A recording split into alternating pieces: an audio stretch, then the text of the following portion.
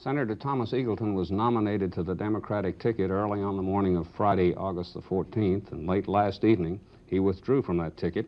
He's in this morning along with Barry Serafin, who's been covering his campaign since that time. Senator Eagleton, at what point in yesterday's events did you actually throw in the towel? Well, that's a cliche. By the way, it was Friday, July 14th. Was it July? You're absolutely right. I'm a nitpicker for details, especially when you come to counting votes. No, I didn't throw in the towel in the sense of that cliche.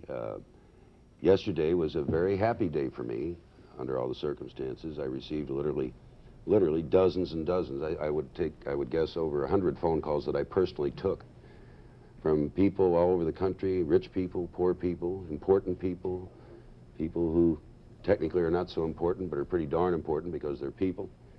I told him, quite frankly, and that I thought perhaps I was an asset now, that when I went on the ticket, I was Tom Who. I added nothing to the ticket in terms of voting power. I subtracted nothing.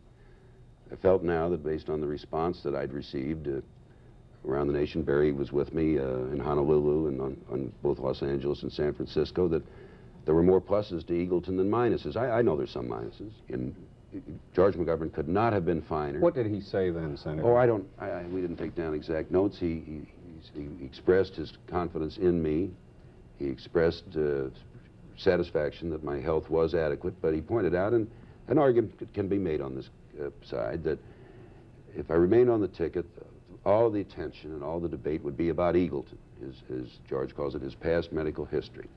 And it would take away from focusing on some problems that have to be attended to: Vietnam War, the economy, the credibility gap, et cetera, important issues that he must debate and should debate and need to be debated.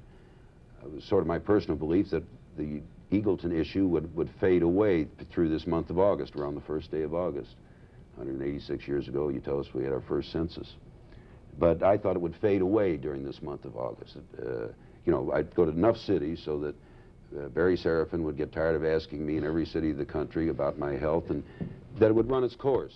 But an argument can be made that it would linger on. So I'm not here to say who's categorical right or who's categorical wrong. I'll just say that George McGovern could not have been finer to me. I believe in him as much as I did in Miami, and I'm going to work for him, maybe work for him doubly hard.